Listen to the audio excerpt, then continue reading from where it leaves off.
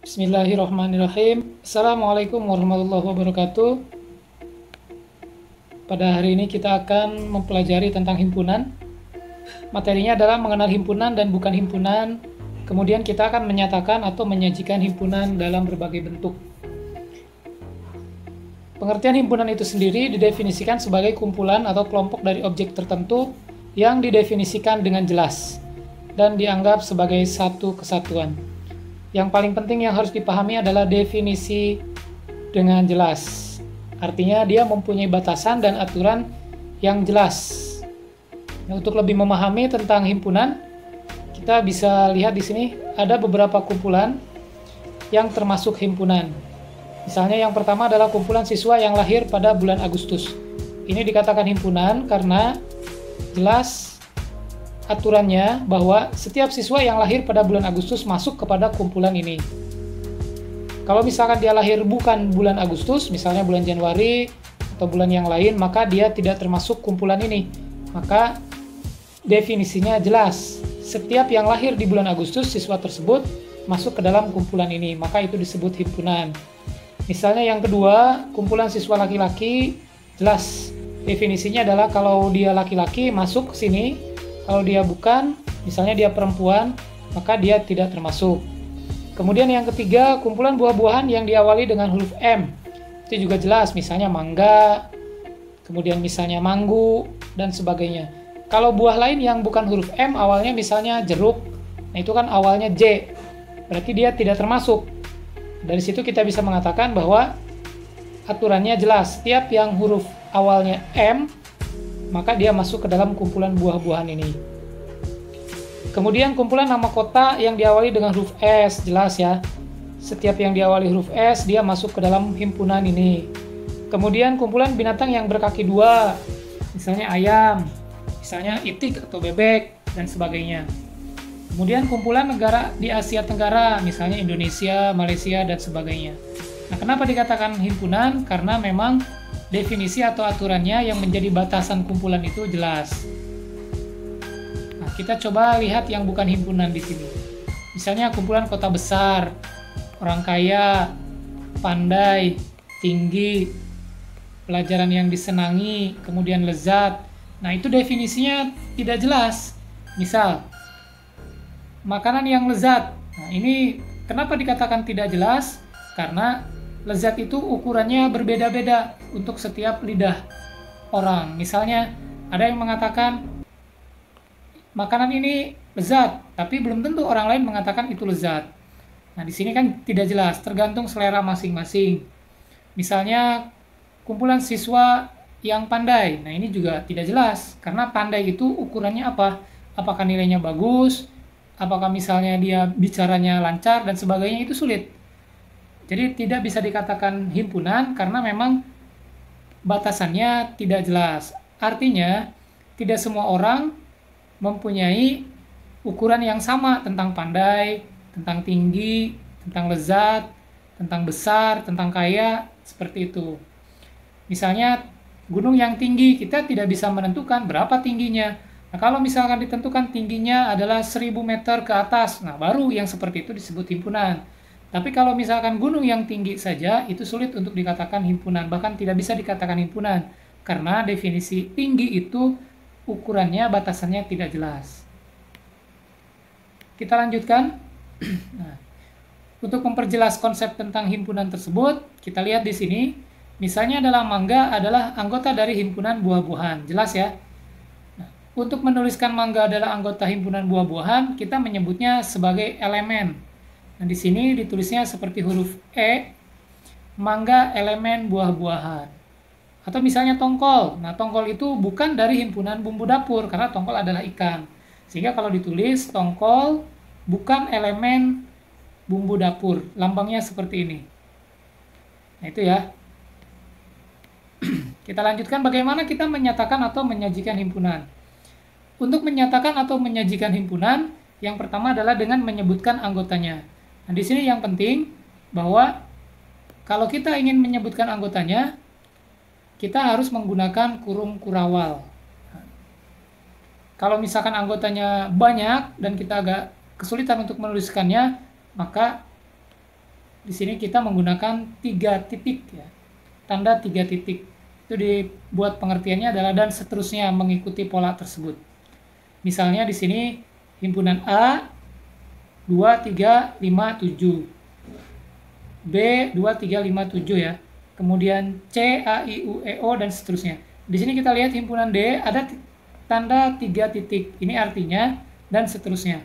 Kalau kita tuliskan, nanti setelah 3 ini ada 4, 5, 6, 7, dan seterusnya ke sana.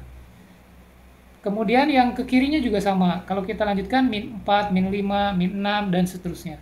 Nah, itu untuk menyajikan himpunan dengan menyebutkan anggotanya atau mendaftar anggotanya. Kemudian, cara yang kedua adalah dengan menuliskan sifat yang dimiliki anggotanya. Misalnya adalah A, himpunan semua bilangan ganjil yang lebih dari 1 dan kurang dari 8. Jelas di sini ya. Ini yang disebut dengan sifatnya. Sifatnya adalah bilangan ganjil yang lebih dari 1 dan kurang dari 8. Kemudian himpunan B, semua bilangan prima yang kurang dari 10. Mungkin di beberapa buku disebutnya ini adalah dinyatakan dengan kata-kata. Tapi di sini kita dinyatakan dengan menuliskan sifat yang dimiliki anggotanya. Pengertiannya sama saja ya. Kita lanjutkan cara yang ketiga. Sebelum ke cara yang ketiga, kita akan memahami dulu macam-macam bilangan karena ini nanti sebagai dasarnya ya. Ada bilangan bulat, yaitu bilangan yang terdiri dari bilangan cacah 0, 1, 2, 3 dan seterusnya, dan negatifnya. Negatif 1, negatif 2, negatif 3, negatif 4 dan seterusnya. Nah, di sini kan ada 0. 0 itu kenapa tidak menggunakan tanda negatif? Karena 0 ini dengan negatif 0 ya sama. Kita menyebut 0 itu sebagai netral ya, bilangannya tidak positif juga tidak negatif. Nah, bilangan bulat itu yang pasti harus dituliskan tanpa menggunakan komponen desimal atau koma-komaan seperti itu dan juga pecahan. Jadi bilangan bulat itu ya seperti namanya, bulat. Pas gitu. Kemudian bilangan asli adalah bilangan bulat positif yang bukan 0 yang dimulai dari bilangan 1. 1, 2, 3, 4, dan seterusnya. Jadi bilangan yang dimulai dari 1, tapi dia tidak negatif. 0 juga tidak masuk. Ya. Kemudian bilangan cacah. Nah, kalau bilangan cacah itu seperti bilangan asli, tetapi dia menggunakan 0 juga. Maka ditulisnya 0, 1, 2, nah yang ini ya. 0, 1, 2, 3, dan seterusnya. Jadi intinya bilangan cacah itu adalah bilangan asli yang ditambah dengan bilangan 0. Setiap bilangan asli adalah bilangan cacah. Tapi kalau bilangan cacah 0 itu bukan bilangan asli. Kemudian ada bilangan prima. Nah, bilangan prima ini adalah bilangan asli yang lebih dari bilangan 1. Tetapi faktornya hanya ada 2. Misalnya 2, 3, 5, 7, 11, dan seterusnya. Kenapa dikatakan bilangan prima? Karena perkalian yang menghasilkan bilangan itu faktornya hanya ada 2. Contoh misalnya 7. 7 itu 1 kali 7. Nah, selain itu tidak ada lagi. Maka faktornya ada 1 dan 7. Di sini misalnya 4. Kenapa 4 bukan bilangan prima? Karena perkalian yang menghasilkan 4 itu, bilangan asli yang menghasilkan 4 adalah 1 kali 4, 2 kali 2. Berarti faktornya ada 3, 1, 2, dan 4. Nah, itu berarti bukan bilangan prima. Misalnya 15. 15 itu bukan bilangan prima karena ada perkalian lain selain 1 kali 15, yaitu 3 kali 5. Berarti faktornya ada 4. 1, 3, 5, dan 15.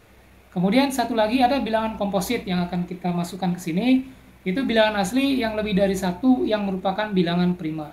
Sebetulnya masih banyak bilangan lain, misalnya ada bilangan ganjil, bilangan genap, ada bilangan real, ada bilangan imajiner, bilangan rasional, dan sebagainya. Tapi untuk sementara kita mengulang kembali pemahaman kita tentang bilangan-bilangan yang ada di sini.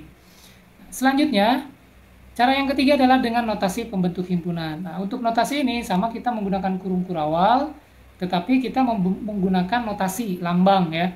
Kita lihat di sini misalnya A adalah X. Nah, ini dibacanya X sedemikian hingga X kurang dari 6 yang ini ya. Dan X adalah elemen dari bilangan asli. Nah, ini penulisannya seperti ini.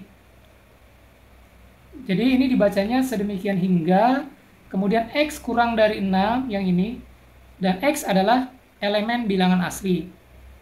Berarti kalau kita tuliskan 1, 2, 3, 4, 5. 6-nya nggak ikut. Karena di sini ya, kurang dari 6. Nah, Nah, itu dengan notasi. Nanti kita akan lihat di contoh berikutnya. Selanjutnya adalah, ini contohnya, X sedemikian hingga 1 lebih kecil dari X lebih kecil dari 8. X adalah bilangan ganjil. Kalau kita baca, caranya adalah A adalah himpunan yang anggotanya semua X sedemikian sehingga X lebih dari 1, ya ini lebih, dan X kurang dari 8. Berarti kalau kita tulis di sini anggotanya adalah 2, 3, 5, 2, 3, 4, 5, 6, 7. Itu adalah bilangan asli. Kalau di sini, nah kita lihat di sini, yang diminta adalah bilangan ganjil. Berarti kalau kita tulis, itu anggotanya adalah 3, 5, dan 7. Ingat ya, ini yang penting di sini. Dia adalah bilangan ganjil. Kalau di sini bilangan asli, seperti tadi kita mungkin menuliskannya 2, 3, 4, 5, 6, 7. Tapi karena di sini dibatasi oleh bilangan ganjil, maka yang lebih dari 1 itu adalah 3, 5, dan 7. 8 tidak termasuk karena dia bilangan genap. Dan juga di sini lambangnya adalah lebih kecil atau kurang dari. Misalkan yang B, Y sedemikian hingga Y kurang dari 10. Dan Y adalah bilangan prima. Kalau kita tuliskan anggotanya adalah berarti 2, 3, ya. Kemudian 5, 7.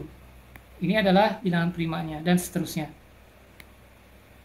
Kemudian, kita akan coba melengkapi tabelnya ya. Ini adalah beberapa contoh. Nah, di sini sudah ada, dinyatakan dengan menuliskan sifat anggotanya atau dengan menuliskan namanya ya.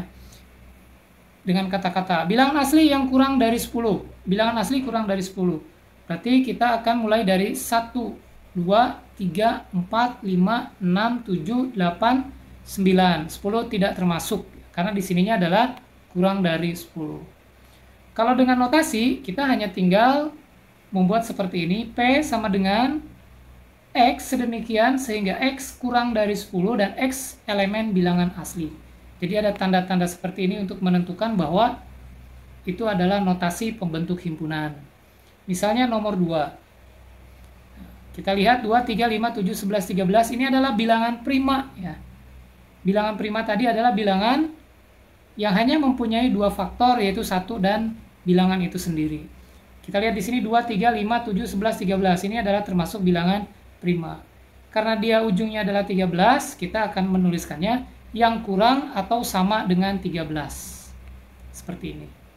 Nah, bagaimana dengan notasi pembentuk himpunan? Mirip ya dengan yang nomor 1. Cuma nanti di sini ada tanda lebih kecil sama dengan. Kemudian definisinya jelas. X adalah elemen bilangan prima. Nah, kalau yang nomor 1 kan X elemen bilangan asli. Seperti itu ya. Jadi kita harus memahami dulu bilangan-bilangan yang ada di sini. Kemudian contoh yang berikutnya, kita lihat di sini yang ada adalah notasinya.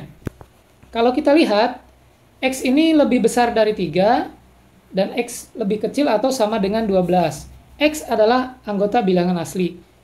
Karena di sini tandanya adalah kurang, berarti 3-nya tidak masuk. Kalau kita tulis seperti ini, 3-nya tidak masuk, tapi 12-nya masuk atau ikut. Karena ada tanda lebih besar.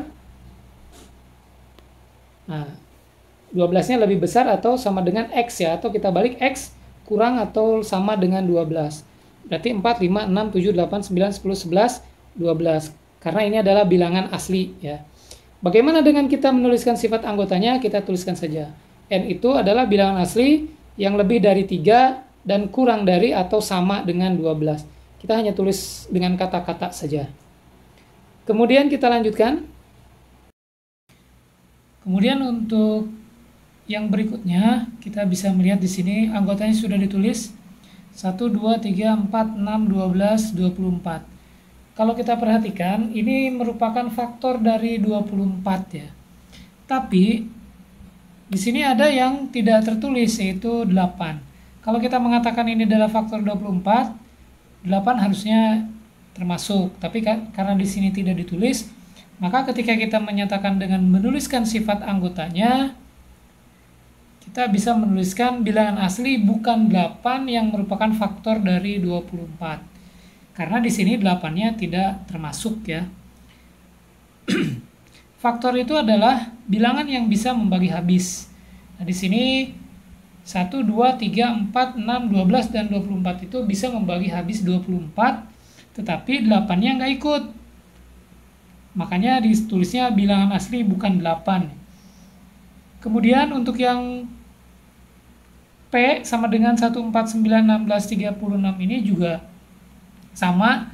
Ini adalah sebuah bilangan yang merupakan kuadrat, ya, kuadrat dari bilangan lain. Nah, di sini yang menjadi bilangan kuadratnya adalah 1, 4, 9, 16, 36. Kalau kita lihat, 1 itu adalah 1 kuadrat, 4 itu 2 kuadrat, 9 itu 3 kuadrat. Kalau kita tuliskan di sini 1 ya. 1 berarti kan 1 kuadrat, kemudian 2 kuadrat, kemudian 3 kuadrat, kemudian 4 kuadrat. Yang ini adalah 6 kuadrat. Tapi masalahnya 5-nya nggak masuk. Maka kita bisa menuliskan P itu kuadrat dari bilangan asli bukan 5 dan kurang atau sama dengan 6. Karena di sini 36 adalah 6 kuadrat. Bagaimana kalau kita menuliskan dengan notasi? Nah, ini ya. Kita hanya tinggal tuliskan saja X faktor dari 24 dengan X adalah elemen bilangan asli dan X tidak sama dengan 8. Artinya 8-nya tidak ikut atau tidak termasuk. Nah, untuk yang selanjutnya juga seperti itu. Cuman karena ini adalah bilangan kuadrat, kita akan tentukan X-nya adalah sama dengan Y kuadrat. Nah, jadi Y ini kalau dikuadratkan, hasilnya adalah anggota bilangan P, yaitu X. Nah, Y ini kita sebut sebagai bilangan asli yang kurang dari 6, tetapi 5-nya tidak masuk. Berarti Y kurang atau sama dengan 6, dan Y tidak sama dengan 5. Nah, karena di sini 25-nya tidak ada. Baik, itu ya untuk menyatakan himpunan. Ada 3 di sini. 1 dengan menyebutkan anggotanya, kemudian dinyatakan dengan menuliskan sifat keanggotanya, atau kita mungkin menyebutnya dengan himpunan dengan kata-kata. Kemudian yang ketiga adalah dengan notasi pembentuk himpunan. Baik, terima kasih. Itu saja untuk materi himpunan, bukan himpunan, dan cara menyajikan himpunan. Assalamualaikum warahmatullahi wabarakatuh.